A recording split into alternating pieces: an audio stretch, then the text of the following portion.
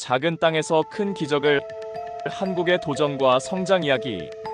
일화 전쟁의 상처, 잿더미 위에 서다.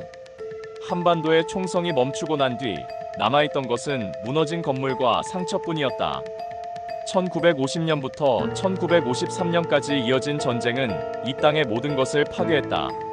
서울 시내 곳곳에는 포탄 자국이 선명했고 부산 피난민촌에는 천막과 판잣집이 끝없이 이어졌다.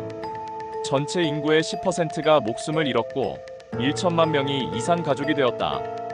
경제는 완전히 마비되었고 산업시설의 80% 이상이 파괴되었다.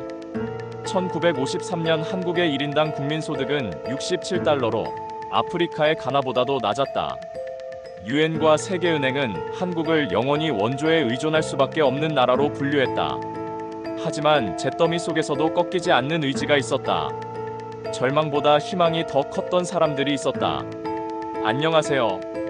저는 그 시절을 온몸으로 살아낸 한국인의 이야기를 전해드리려 합니다.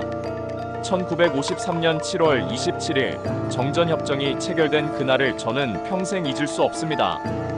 함경남도에서 가족과 함께 내려온 우리 부모님은 말 그대로 빈손이었어요. 고향에 두고 온 논밭도 조상 대대로 살던 집도 모든 걸 잃고 서울역 앞 판잣집에서 새로운 삶을 시작하셨죠. 그때 제 나이가 8살이었는데 아버지가 새벽마다 폐허가 된 시내로 나가서 벽돌을 하나하나 주워 모으시던 모습이 지금도 생생해요. 어머니는 막내 동생을 업고 미군 부대 앞에서 껌과 담배를 팔았습니다. 하루 벌어 하루 먹고 사는 것도 쉽지 않았지만 신기하게도 절망보다는 희망이 더 컸어요. 겨울이면 연탄도 제대로 구하지 못해온 가족이 한방에 몸을 맞대고 잠들었습니다. 새벽에 일어나면 물그릇에 얼음이 두껍게 얼어 있었고 입에서 나오는 하얀 입김이 방 안을 가득 채웠어요. 벽 사이사이로 바람이 들어와서 이불을 뒤집었어도 추위를 막을 수 없었죠. 학교에 갈 신발도 없어서 집신을 신고 다녔고 겨울에는 아예 맨발로 뛰어다녔던 적도 있었습니다. 점심도 제대로 못 챙겨가서 친구들이 도시락 먹을 때 혼자 물만 마시고 있으면 담임 선생님이 몰래 빵 하나를 주시곤 했어요. 그런 작은 따뜻함들이 모여서 우리를 버티게 해주었습니다. 하지만 이상하게도 그 시절이 마냥 어둡기만 했던 건 아니에요. 이웃들과의 정이 정말 깊었거든요. 옆집 아주머니는 우리 집에 고구마 몇 개라도 나눠주셨고 길 건너 아저씨는 제가 아플 때 업고 병원까지 데려가 주셨습니다. 온 동네가 하나의 큰 가족 같았어요. 누구 집에서 잔치가 있으면 온 동네가 함께 기뻐했고 누가 어려우면 모두가 나서서 도왔죠. 서로 가진 게 없으면서도 마지막 밥 한 숟가락을 나누고 아이 하나를 온 동네가 키웠습니다. 그 시절 우리에게는 물질적 풍요는 없었지만 함께 살아가려는 끈끈한 마음만은 정말 풍부했어요. 동네 어른들은 아이들에게 늘 이런 말씀을 하셨어요. 너희가 커서는 우리보다 더 나은 세상을 만들어야 한다. 이 가난을 대물림해서는 안 된다. 그 말씀이 저희에게는 꿈이자 사명감이 되었습니다. 공부할 책도 변변치 않았지만 촛불 아래서라도 글을 읽고 셈을 배웠어요. 학교에서 돌아오면 부모님 일손을 도왔지만 틈틈이 꿈을 키웠습니다. 언젠가는 이 나라를 잘 살게 만들겠다는 막연하지만 간절한 꿈이었어요. 어떤 외국인들은 한국을 영원히 원조에 의존할 나라라고 말했어요. 유엔 관계자들도 한국은 자립하기 어려울 것이라고 진단했죠. 하지만 우리 부모 세대는 그 말을 들을 때마다 더욱 이를 악물었습니다. 우리 손으로 우리 땅을 일으켜 세우겠다는 그 한마디가 오늘날 대한민국이라는 기적의 첫 번째 씨앗이었던 거죠. 그 씨앗이 70년이 지난 지금 전 세계가 놀라는 거대한 나무로 자라났습니다. 이화산과 바다, 좁은 국토의 한계. 대한민국 국토의 70%는 산이다. 태백산맥이 동쪽을 가로지르고 소백산맥이 남북을 잇는다. 험준한 산세로 인해 경작 가능한 평야는 전체 국토의 20%에 불과했다. 석탄과 철광석 같은 지하자원도 변변찮았고 석유는 한 방울도 나지 않았다. 삼면이 바다로 둘러싸여 있어 예로부터 몽골군과 왜구의 침입로가 되었고 근세에는 일본의 식민지가 되는 아픔을 겪었다. 지정학적으로도 중국, 러시아, 일본이라는 거대한 강국들 사이에 끼인 어려운 위치였다. 영국의 절반 크기밖에 안 되는 좁은 땅의 인구 밀도는 세계 최고 수준이었다. 어디서 보나 불리한 조건투성이었다. 외국의 지리학자들은 한반도는 발전하기 어려운 자연환경이라고 단정했다. 하지만 한국인들은 이런 불리한 조건을 탓하기보다는 그 속에서 새로운 가능성을 찾기 시작했다. 제약이 오히려 창조의 원동력이 되었다. 작은 땅이라고 해서 작은 꿈을 꾸지는 않았어요. 오히려 좁기 때문에 더 치밀하게, 더 효율적으로 생각하게 되었습니다. 산이 많다면 산을 개간하고 바다가 있다면 바다에서 기회를 찾으면 되는 거잖아요. 1960년대 아버지는 경기도의 작은 산골로 들어가서 황무지를 일궜습니다. 가파른 산비탈에 계단식 논밭을 만드는 일이었어요. 맨손으로 나무를 베고 돌을 걷어내며 한 뼘 한 뼘씩 땅을 넓혀갔습니다. 하루에 평 남짓한 땅을 개간하는 것도 벅찬 일이었지만 포기하지 않으셨어요. 고구마와 옥수수를 심고 작은 텃밭에 배추와 물을 길렀죠. 새벽 4시에 일어나 해가 질 때까지 일하시면서도 이 작은 땅에서라도 큰 일을 해보자고 늘 다짐하셨어요. 어머니는 산에서 나무를 캐고 버섯을 따서 시장에 내다 팔았습니다. 도라지, 더덕, 고사리를 캐려면 새벽 일찍부터 깊은 산속으로 들어가야 했어요. 가시덤불에 손이 찢어지고 발목이 삐어도 마다하지 않으셨죠. 산이 우리를 먹여 살린다고 하시면서 자연에 감사하는 마음을 잃지 않으셨어요. 겨울이면 산에서 장작을 해다가 아궁이에 떼고 여름이면 산나물로 반찬을 만들어 드셨습니다. 척박한 자연환경이었지만 그 안에서 삶의 지혜를 찾아내셨던 거죠. 우리 동네 김아저씨는 바다로 나갔습니다. 서해 앞바다로 조그만 나무배를 타고 나가서 새우와 조기, 갈치를 잡았어요. 물때를 정확히 맞춰 새벽 3시에 출발해서 저녁 늦게 돌아오는 일이 매일 반복되었죠. 바다는 예측할 수 없는 곳이었어요. 어떤 날은 그물 가득 고기를 잡아 기뻐하지만 어떤 날은 풍랑을 만나 목숨을 잃을 뻔하기도 했습니다. 그물이 찢어져서 빈손으로 돌아온 날도 많았고 배가 고장나서 표류한 적도 있었어요. 하지만 김아저씨는 그럴 때마다 이 바다가 우리를 먹여 살릴 터전이다. 바다와 친해져야 한다며 다시 바다로 향했습니다. 외국 사람들이 보기에는 한국이 참 불쌍해 보였을 거예요. 땅은 좁고 자원은 없고 늘 주변 강국들의 눈치를 봐야 하니까요. 일본 학자들은 조선반도는 산과 바다뿐인 가난한 땅이라고 비웃었고 중국 사람들은 그런 작은 나라가 무슨 큰일을 하겠느냐고 무시했습니다. 서구의 지리학자들도 자원 부족과 험한 지형으로 인해 발전 가능성이 낮다고 평가했어요. 하지만 우리에게는 그 누구도 빼앗아갈 수 없는 것이 있었습니다. 바로 어떻게든 해내고야 말겠다는 의지였어요. 좁은 땅이었기에 더욱 서로 가깝게 지낼 수 있었고 자원이 없었기에 사람의 힘에 더욱 의지하게 되었습니다. 산이 많으면 산을 깎아서 길을 내고 바다가 있으면 바다를 건너서 멀리 나가면 되는 것이었어요. 제약이 많을수록 창의력이 발휘되고 어려울수록 단결력이 강해졌습니다. 그것이 우리의 진짜 자원이었던 거죠. 70년이 지난 지금 그 작은 땅에서 세계를 놀라게 하는 기적이 일어났습니다. 사마 새마을 운동, 다시 일어서다. 1970년 4월 22일 전국 33,267개 마을에 시멘트 300포와 철근 1톤씩이 지원되기 시작했다. 새마을 운동이라는 이름으로 시작된 이 변화는 단순한 정부 정책을 넘어서 국민 스스로 일어서려는 의지의 대폭발이었다. 초가 지붕을 슬레이트나 기와로 바꾸고 구불구불한 마을길을 반듯하게 정비하며 공동우물을 파고 마을회관을 짓는 일들이 전국적으로 동시다발적으로 벌어졌다. 하면 된다, 해보자라는 구호가 전국을 휩쓸었고 마을마다 놀라운 변화가 일어나기 시작했다. 정부에서 재료만 지원하면 주민들이 직접 나서서 마을을 새롭게 만드는 자발적 참여가 핵심이었다. 3년 만에 농가 소득이 2배로 늘었고 농촌의 모습이 완전히 바뀌었다. 이는 세계 개발사에서도 유례를 찾기 어려운 성과였다. 우리 마을에도 그 변화의 바람이 불어왔어요. 1971년 봄 면사무소 직원이 트럭을 몰고 와서 시멘트 몇 포와 철근을 내려놓으면서 새마을 운동에 참여해보라고 했습니다. 처음에는 마을 사람들이 반신반의했죠. 저런 걸로 뭘 할 수 있을까? 우리 같은 시골 사람들이 뭘 할 수 있겠냐 하는 생각이 대부분이었어요. 몇십 년 동안 가난에 길들여져서 변화에 대한 기대보다는 체념이 더 컸거든요. 그런데 이장님이 앞장서서 해봅시다. 우리 마을도 바뀔 수 있어요. 라고 외치시니까 온 마을이 점점 들썩이기 시작했어요.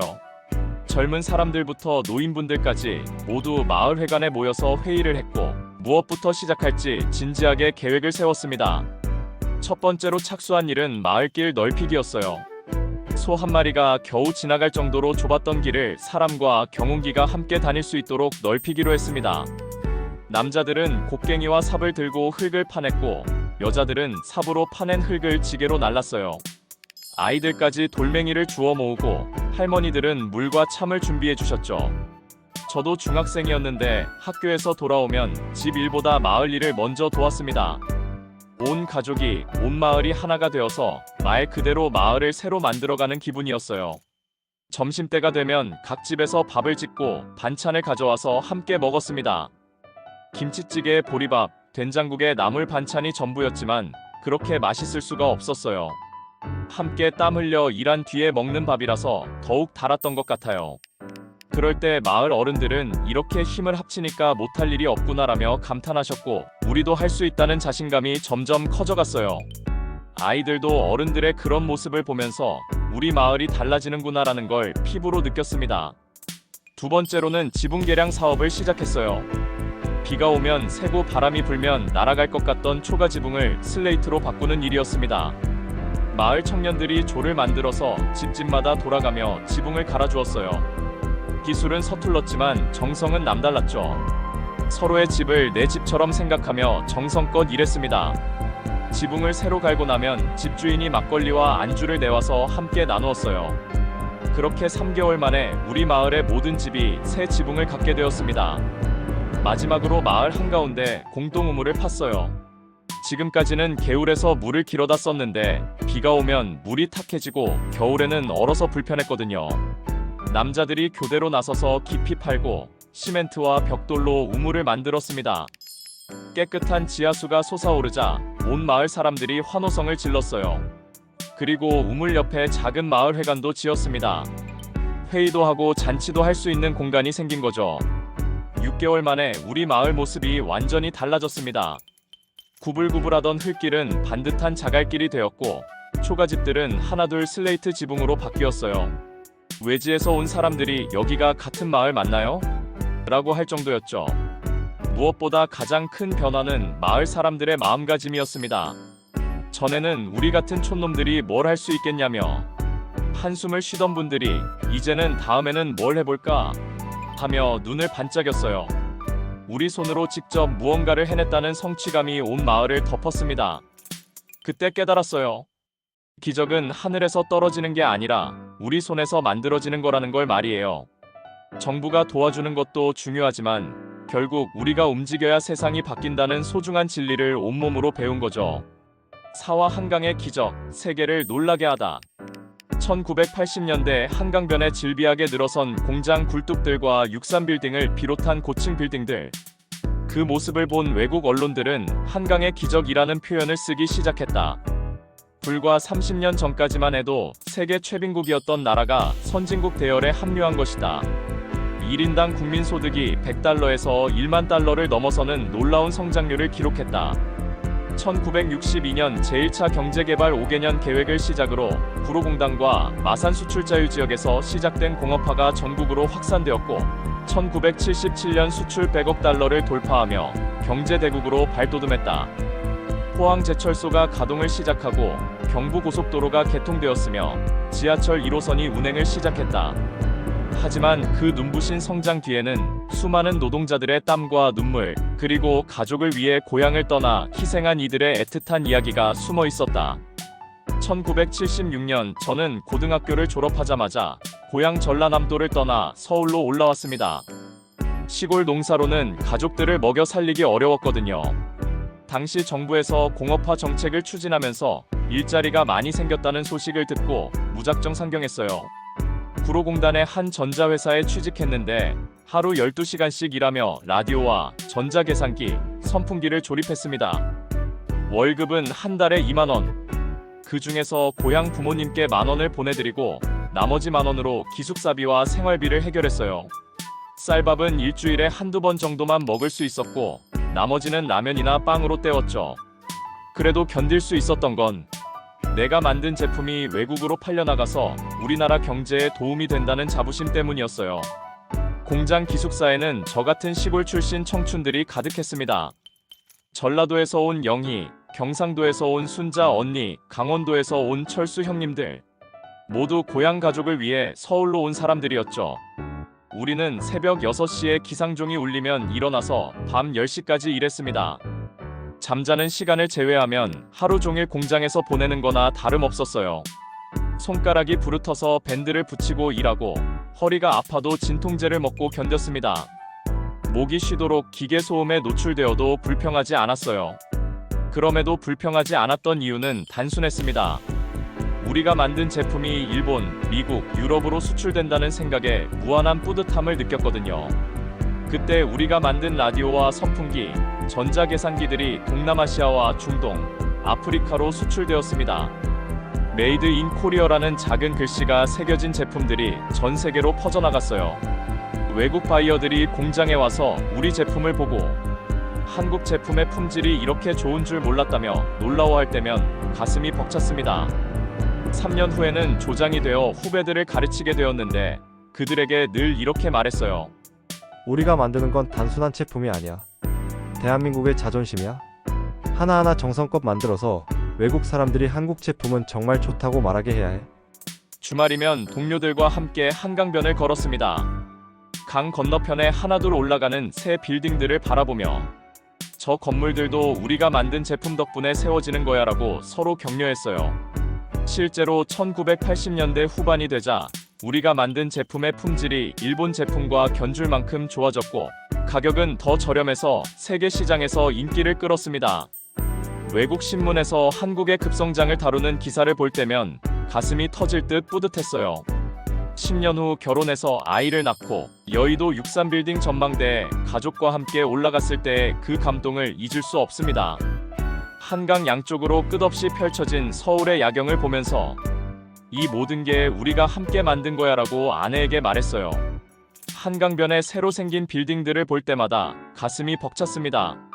저 높은 건물들 속에 우리 같은 평범한 사람들의 꿈과 노력이 켜켜이 쌓여 있다는 걸 알았거든요.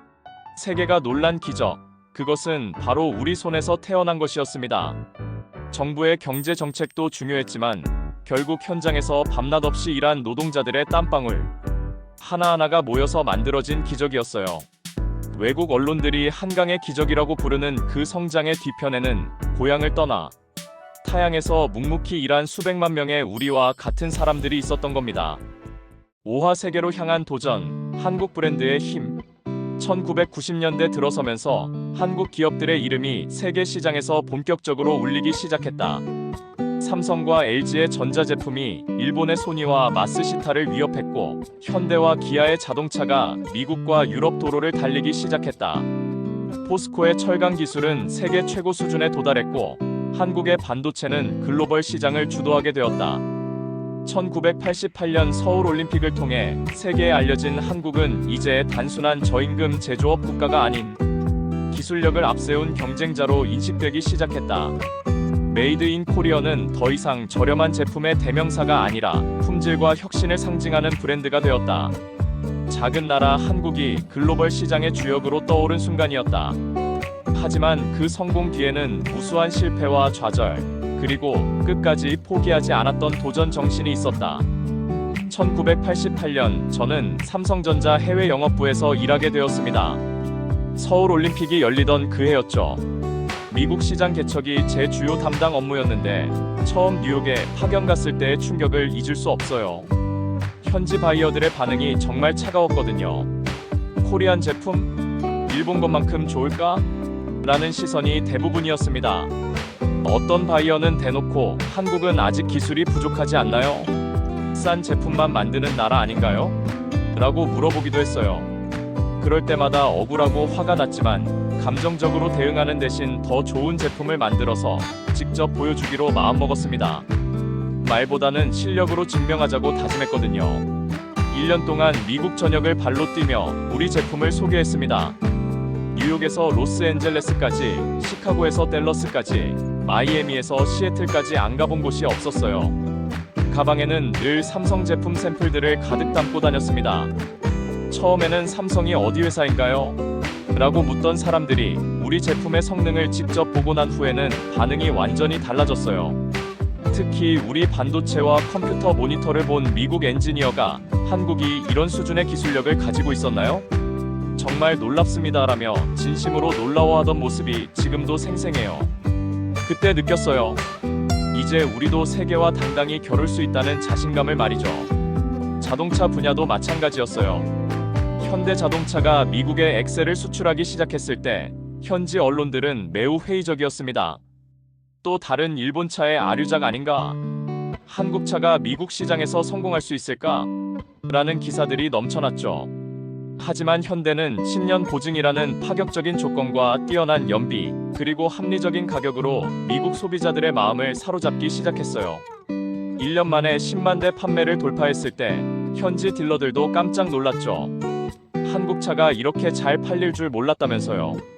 그때 깨달았어요. 우리가 이제는 단순히 남의 기술을 모방하는 것이 아니라 우리만의 독창적인 가치를 만들어내고 있다는 걸 말이에요. 1990년대 중반 LG전자의 유럽 진출 프로젝트에도 참여하게 되었습니다.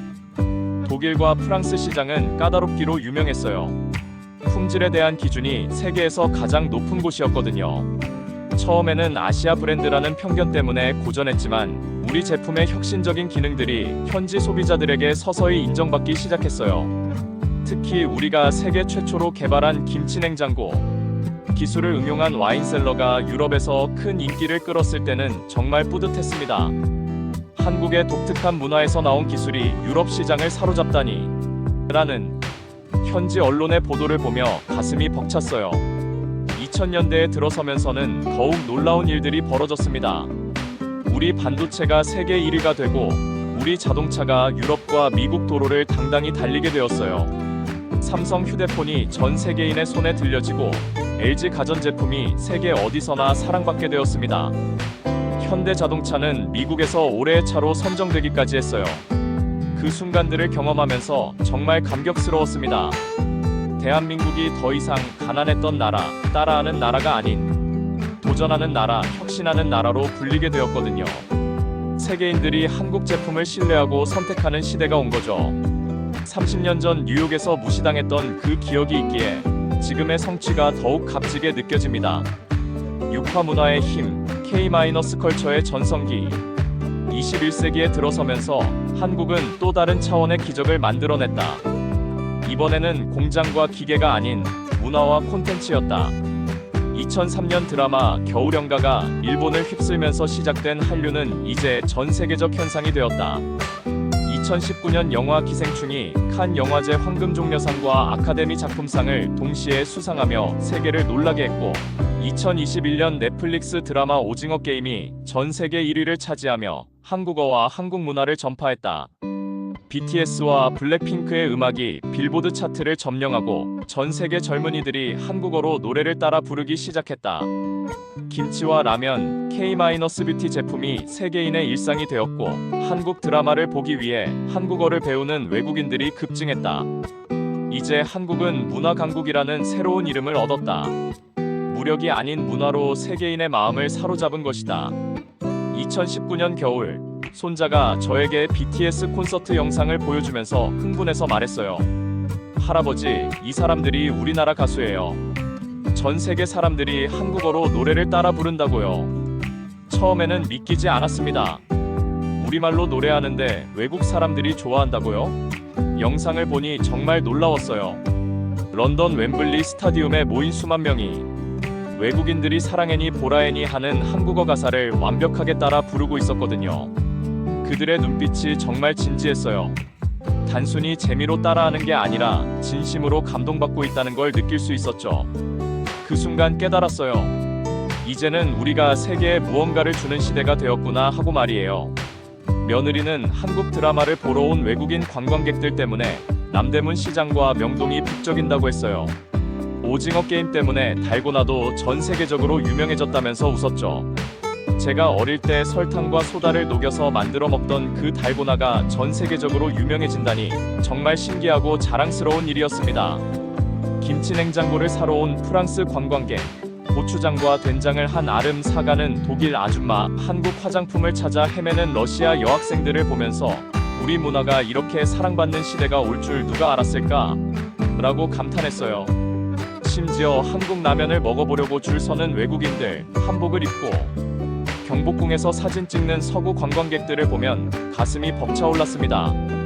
손흥민이 영국 프리미어리그에서 해트트릭을 기록하고 이강인이 스페인 라리가에서 맹활약하는 모습을 보면 정말 자랑스럽습니다. 박찬호가 메이저리그에서 던지고 박세리가 미국에서 골프 우승을 차지했을 때도 뿌듯했지만 이제는 그 규모와 의미가 완전히 달라졌어요. 봉준호 감독의 기생충이 칸 영화제와 아카데미상을 휩쓸었을 때는 정말 눈물이 났어요. 우리가 만든 이야기가 우리의 정서와 문제의식이 전 세계인들의 마음을 울린다는 게 얼마나 자랑스러운 일인가요? 그동안 우리는 서구의 문화를 받아들이기만 했는데 이제는 우리가 만든 콘텐츠로 세계인들을 감동시키고 있는 거예요. 2020년 코로나 시대에 집에서 넷플릭스로 킹덤을 보고 있는데 미국 친구에게서 문자가 왔어요. 한국 좀비 드라마 정말 재미있다. 한국 역사도 흥미롭고 한복도 아름답다는 내용이었죠. 그때 정말 신기했어요. 우리나라 조선시대 이야기가 미국 사람들에게도 흥미진진하게 다가간다니 말이에요. 손자는 유튜브에서 외국인들이 한국 음식을 먹어보는 영상을 보여주며 할아버지, 저 사람들 김치 먹고 맛있다고 해요. 라고 신나게 말했어요. 김치찌개, 불고기, 비빔밥이 이제는 전 세계인들이 아는 음식이 되었더라고요. 이제 젊은 외국인들이 한국어를 배우고 한국 문화를 동경합니다. 50년 전만 해도 우리가 영어를 배우고 서구 문화를 동경했는데 이제는 완전히 반대가 된 거죠. 세종학당에서 한국어를 배우는 외국인 수가 매년 급증하고 있고 한국 대학으로 유학 오는 학생들도 늘어나고 있어요. 한국의 정, 한국의 마음, 한국의 이야기가 언어와 문화의 장벽을 넘어 세계인들에게 스며들어간 것입니다. 이것이야말로 진정한 문화의 힘이고 우리가 세계에 선사한 또 다른 기적이었어요. 무력이나 경제력이 아닌 문화와 감동으로 세계인의 마음을 얻은 것, 이보다 더 아름다운 성취가 또 있을까요? 7화 작은 나라의 큰 울림. 대한민국의 국토 면적은 10만 제곱킬로미터, 영국의 절반에도 못 미치는 세계 109위의 작은 나라다. 인구는 5천만 명으로 세계 28위. 육지로는 북한과만 국경을 접하고 있어 사실상 섬나라나 다름없는 지정학적 위치에 있다. 주변에는 중국, 러시아, 일본이라는 거대한 강국들이 둘러싸고 있어 늘 눈치를 봐야 하는 어려운 처지였다. 자원도 부족하고 내수시장도 작다. 석유 한 방울, 철광석 한 톤도 나지 않는 땅이다. 어떻게 봐도 불리한 조건투성이었다. 하지만 바로 이런 제약들이 한국을 더 강하게 만들었다. 작기 때문에 더 치밀해졌고 자원이 없기 때문에 사람에게 더 집중했으며 시장이 좁기 때문에 처음부터 세계를 무대로 생각할 수밖에 없었다. 불리한 조건들이 오히려 발전의 원동력이 된 역설적 성공 사례가 바로 대한민국이다. 어릴 때부터 지겹도록 들었던 말이 우리나라는 작고 가난하다는 것이었어요. 학교에서 세계 지도를 볼 때마다 한국은 정말 작은 점 같았고 주변에는 중국, 러시아, 일본 같은 덩치 큰 나라들만 있었죠. 선생님은 늘 우리나라는 토끼만 한 땅에 호랑이 기상을 가진 민족이라고 하셨는데 그때는 그 말뜻을 잘 몰랐어요. 지금 생각해보니 정말 적절한 표현이었던 것 같아요. 작기 때문에 더 간절했고 가난했기 때문에 더 열심히 일할 수밖에 없었던 거죠. 크지 않기 때문에 더 단단해져야 했고 자원이 없기 때문에 사람의 힘이 더 중요했습니다. 그것이 결국 우리만의 독특한 경쟁력이 되었어요. 1980년대 해외 출장을 다니면서 정말 많이 느꼈던 건데 외국 사람들은 한국의 정확한 위치를 모르는 경우가 대부분이었어요. 코리아? 아, 일본 옆에 있는 작은 나라? 이런 반응이 일반적이었죠. 심지어 한국이 중국의 일부 아닌가요?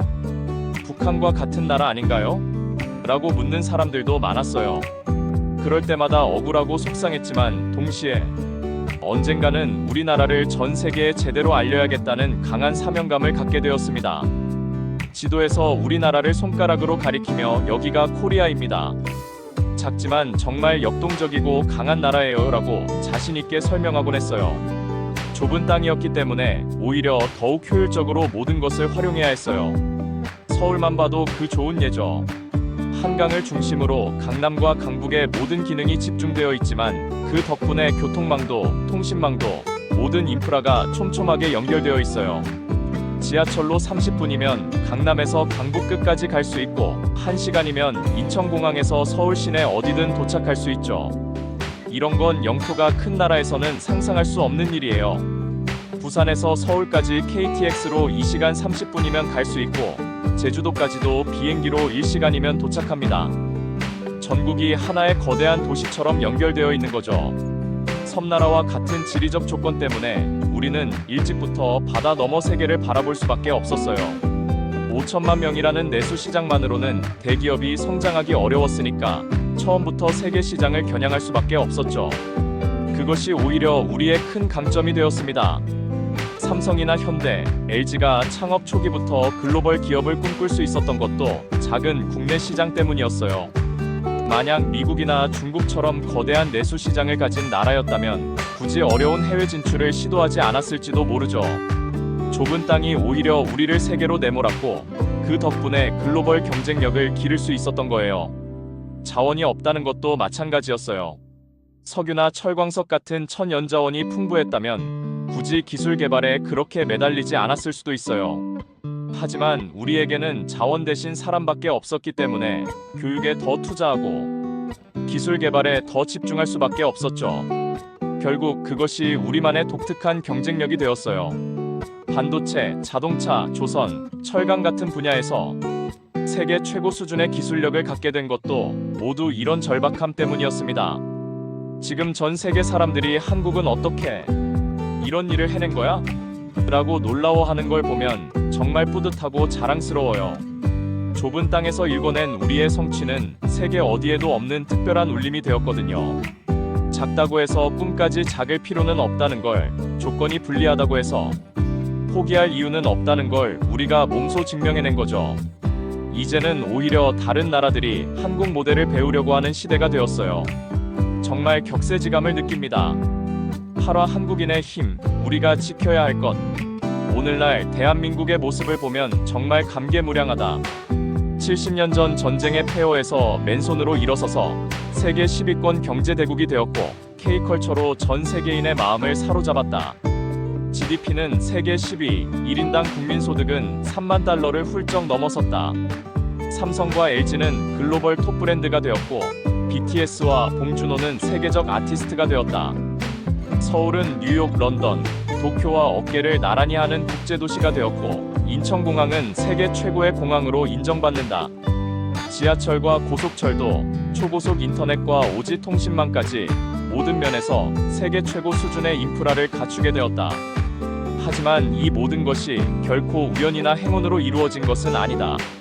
한국인 특유의 정과 끈기, 그리고 절대 포기하지 않는 불굴의 정신이 있었기에 가능했던 일이다. 그리고 이런 정신적 자산은 앞으로도 우리가 꼭 지켜나가야 할 가장 소중한 유산이다. 지금 젊은 세대들을 보면 정말 대단하다는 생각이 들어요. 우리 때와는 비교도 안 되게 글로벌한 감각을 가지고 있고 창의적이고 도전적입니다. 영어는 기본이고 중국어, 일본어까지 능숙하게 하는 젊은이들을 보면 정말 놀라워요.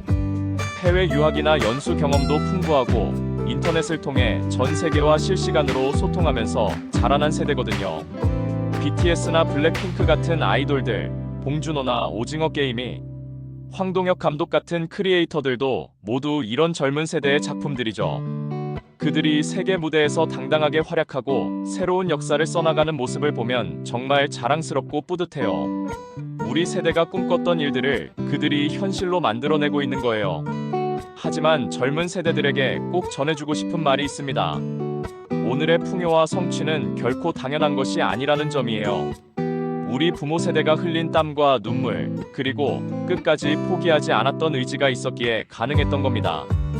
전쟁의 폐허에서 맨손으로 일어선 그분들, 가난을 이겨내기 위해 밤낮 없이 일했던 그분들의 정신을 우리가 이어받아야 해요. 쉽게 얻어진 것은 쉽게 잃어버릴 수 있다는 역사의 교훈을 잊어서는 안 됩니다. 지금의 젊은이들도 그 소중한 정신을 알고 계승해야만 더 밝은 미래를 만들어갈 수 있어요. 한국인의 정이라는 것은 정말 세계 어디에서도 찾아보기 힘든 특별한 문화입니다. 어려운 일이 생기면 남의 일처럼 여기지 않고 온 마음을 다해 함께 나서는 마음, 누군가 성공하면 혼자만 누리지 않고 기꺼이 나누려는 마음, 이런 게 바로 우리만의 소중한 자산이에요. 2020년 코로나19가 전 세계를 휩쓸었을 때도, 2014년 세월호 참사가 일어났을 때도 우리는 서로를 위로하고 도우면서 함께 견뎌냈잖아요. 마스크가 부족할 때는 서로 나눠 쓰고, 의료진을 응원하기 위해 자발적으로 음식을 배달해주고, 실직한 이웃을 위해 성금을 모으는 모습들을 보면서 외국 언론들도 한국 사람들은 왜 이렇게 서로를 도와주나요? 라고 놀라워했어요. 이게 바로 우리만의 문화이고 우리만의 힘입니다. 그리고 끈기예요. 쉽게 포기하지 않는 것, 힘들어도 반드시 다시 일어서는 것, 이것이야말로 한국인의 진짜 힘입니다. 625 전쟁 후 폐허에서 일어선 것도, 1997년 IMF 경제 위기를 극복한 것도 모두 이런 불굴의 끈기 때문이었어요. 금 모으기 운동을 할 때 온 국민이 자발적으로 참여했던 그 정신, 경제가 어려울 때마다 허리띠를 졸라매고 함께 견뎌낸 그 단결력, 그게 바로 우리의 저력이죠. 개인적으로는 힘들어도 나라와 공동체를 위해서라면 기꺼이 희생할 줄 아는 마음, 이런 것들이 다른 나라에서는 쉽게 찾아보기 어려운 우리만의 특별함입니다. 요즘 젊은이들을 보면 개인주의가 강해졌다고 걱정하는 분들도 있지만 저는 그렇게 생각하지 않아요. 촛불 집회 때 질서정연하게 참여했던 모습, 코로나 때 덕분에 챌린지로 의료진에게 감사를 표현했던 모습, BTS 팬들이 전 세계에서 기부 활동을 벌이는 모습을 보면 젊은 세대에게도 우리만의 정과 나눔의 정신이 살아있다는 걸 느껴요. 다만 표현 방식이 우리 때와 다를 뿐이죠. SNS를 통해 더 빠르고 효율적으로 도움이 필요한 곳을 찾아 나서고 전 세계적으로 연대하는 모습을 보면 오히려 더 발전된 형태의 정신이라는 생각이 들어요. 하지만 잊지 말아야 할 것이 있어요. 물질적 풍요가 우리의 궁극적 목표는 아니라는 점입니다. 경제 성장도 중요하고 기술 발전도 중요하지만 그보다 더 중요한 건 서로를 아끼고 함께 살아가려는 마음이에요. 그리고 어떤 어려움이 와도 굴복하지 않고 이겨낼 수 있다는 믿음, 작은 나라지만 큰 꿈을 품고 도전할 수 있다는 용기, 이런 것들이야말로 진정한 우리의 보물입니다. 앞으로 인공지능 시대가 오고 기후변화나 새로운 팬데믹 같은 위기가 또 올 수도 있어요. 하지만 우리에게는 그 어떤 시련도 함께 극복할 수 있는 정신적 DNA가 있습니다. 고향 산천이 비록 좁고 험했지만 그 속에서 피어난 한국인의 정과 근성은 세계를 감동시켰습니다. 이것이야말로 우리가 다음 세대에게 물려줘야 할 가장 소중한 유산이고 우리가 자랑스러워해야 할 진짜 기적입니다. 물질적 풍요도 중요하지만 서로를 아끼고 함께 살아가려는 마음, 그리고 어떤 어려움도 이겨낼 수 있다는 믿음, 이런 것들이야말로 영원히 변하지 않을 우리의 진정한 자산이에요.